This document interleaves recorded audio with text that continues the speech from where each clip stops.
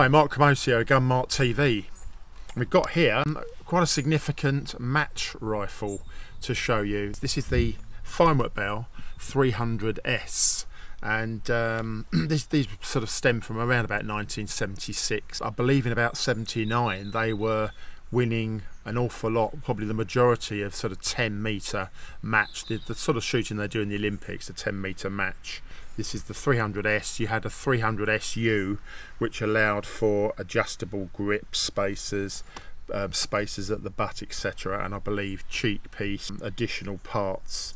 So yeah, you could go even further. What makes it interesting is obviously it weighs a lot as well. I mean, these, I think you could get one that was about 8.8 pounds. This one I suspect is about 10.5. It's one of the heaviest. You can feel the weight in it. But what makes it unique is sliding sledge system. So it's a spring piston air gun, but it's on a sliding sledge. Now as you cock the action, and it's a side lever action, we'll just show you that. So you've got a sort of a little raised catch, spring loaded catch there. You release that and then cock it back. I'll show you that in a minute.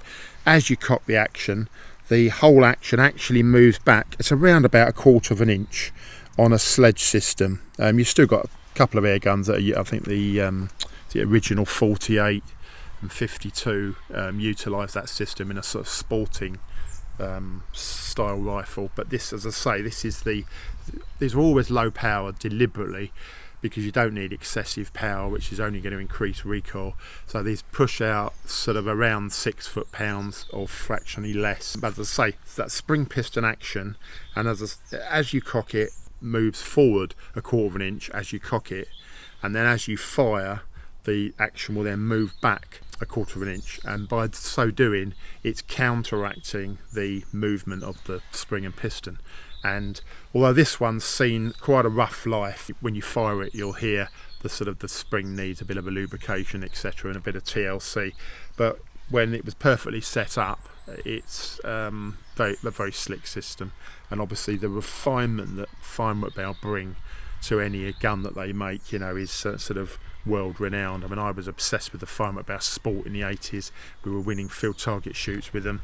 It was just incredible build quality. And these, obviously, the top match rifle of the day. It's got the same quality. Looking to the front, you've got, this is all a barrel weight, so it's just adding weight at the front there.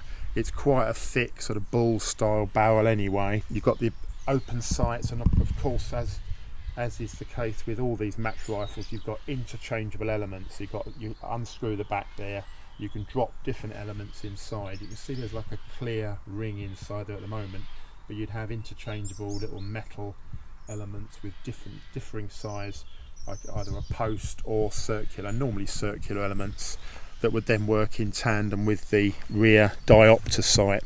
And again, you've got full adjustment there, and that creates, if you're not familiar with these, it creates a circular image, and the idea is you're centralising the foresight element within the centre of that. So it's all about centering, keeping everything central onto the target.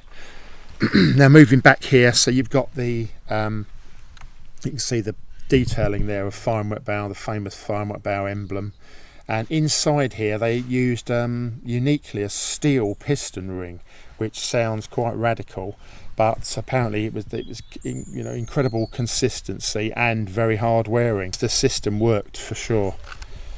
Moving back, you see you've got your incremented scope rail there, sight rail, and obviously it sort of helps to know exactly where you set your sights if you were going to remove sights to put it in a case, etc.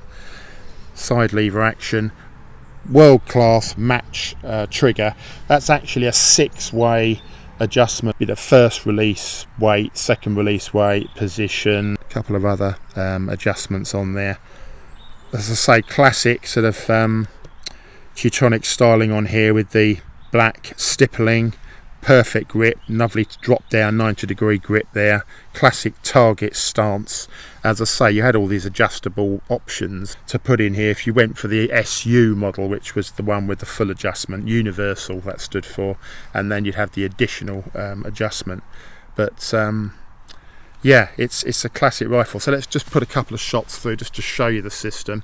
So you press that down to release it. All the way back, you can hear the anti-bear trap system working there, so it's sort of for safety. A bit unsure, but having to release, not be holding the lever whilst you're cocking it, whilst you're going to load it, but that's sort of the way you have to do it with this.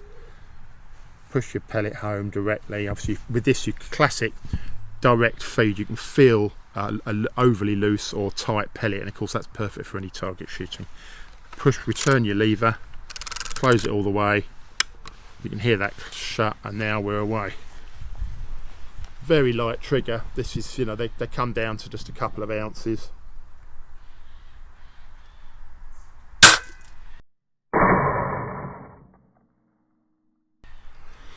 So yeah, it's this one's not sounding as slick as it should be in its original state. The whole point is it's as near as damn it recoilless, and yeah, these are, you can literally punch shot after shot at 10 meters, and this was sort of the Olympic grade fare of the day. But yeah, classic bit of air gunning history, and I'll say a great rifle in its day. That's the Feinwerkbau 300S.